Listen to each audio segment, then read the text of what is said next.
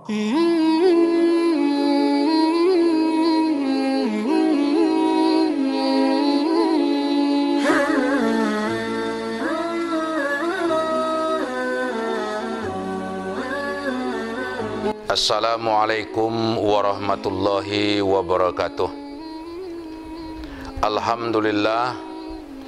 Alhamdulillahi rabbil alamin.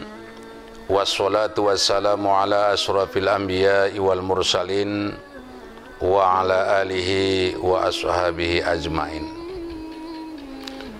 Puji dan syukur kembali kita aturkan kepada Allah, karena Allah masih memberi kesempatan kepada kita untuk bertemu dengan bulan ampunan ini. Mudah-mudahan Allah mengizinkan kita mengikuti bulan Ramadan ini awal sampai akhir nantinya.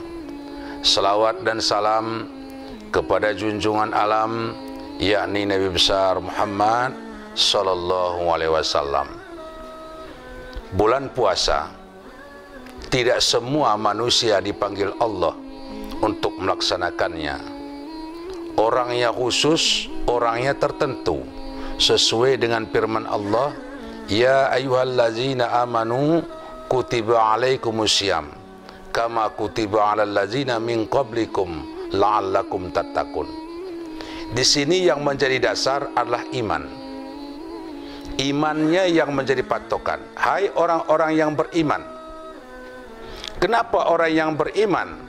Karena orang beriman itulah yang mampu dan sanggup melaksanakan ibadah puasa itu dengan sebaik-baiknya. Dan lagi pun bulan Ramadan adalah bulan latihan iman kita, latihan keimanan dan keyakinan kita kepada Allah agar lebih mantap untuk menuju kepada ketakwaan. Kalau sudah iman kita mantap, la ilaha illallah, tiada Tuhan kecuali Allah, kita hanya bertuju kepada Allah, maka di akhir Ramadan nanti kita akan mendapatkan predikat yang disebut dengan takwa.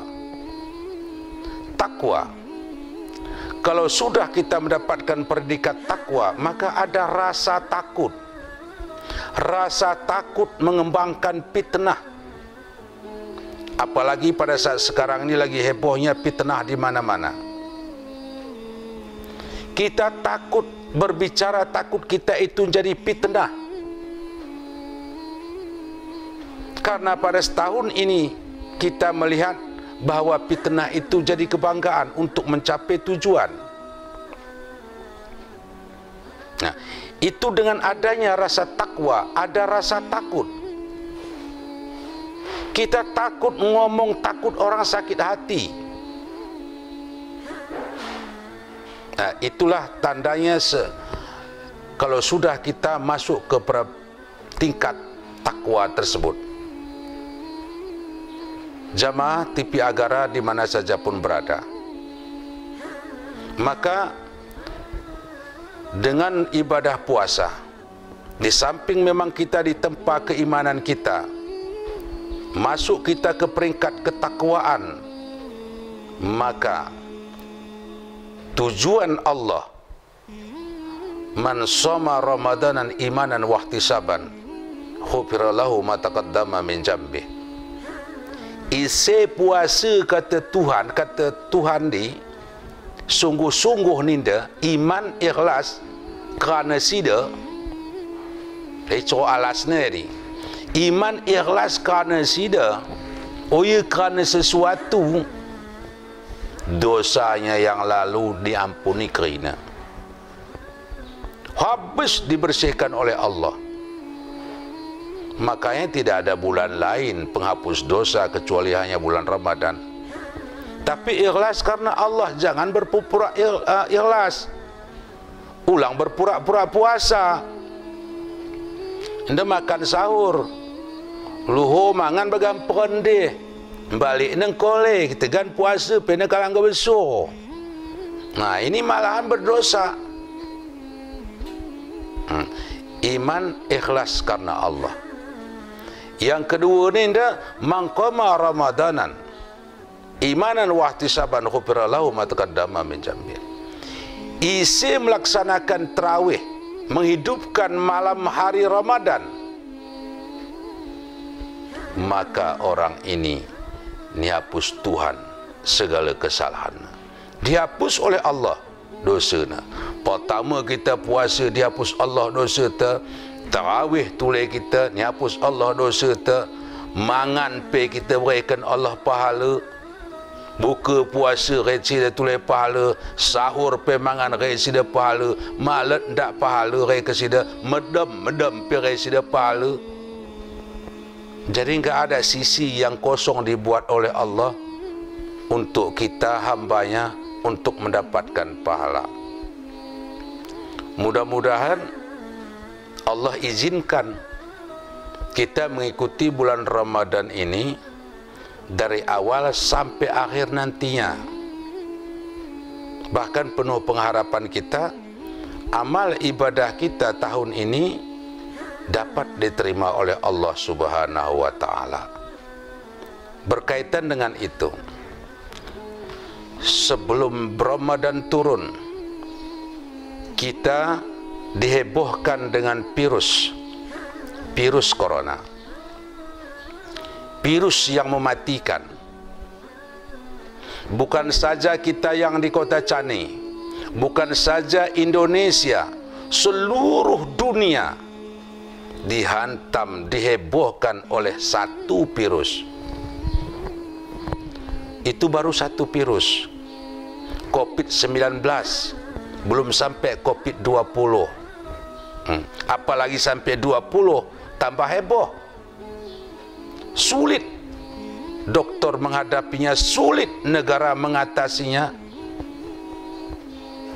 Yang tidak merasa sulit Allah.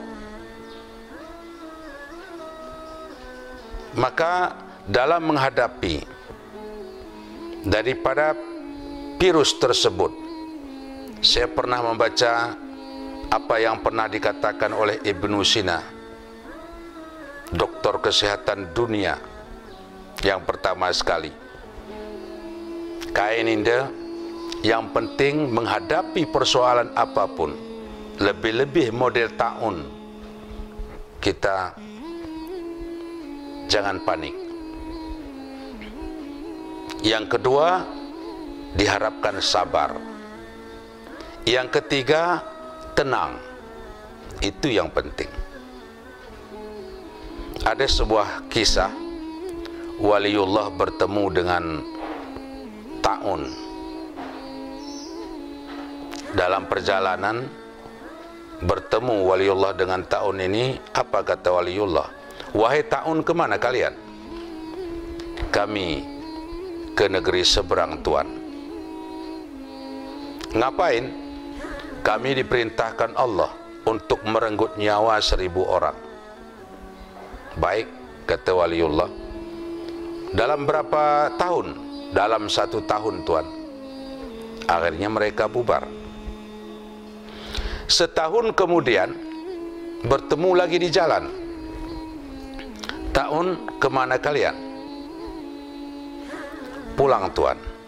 Kami sudah selesai melaksanakan tugas yang diperintahkan Allah.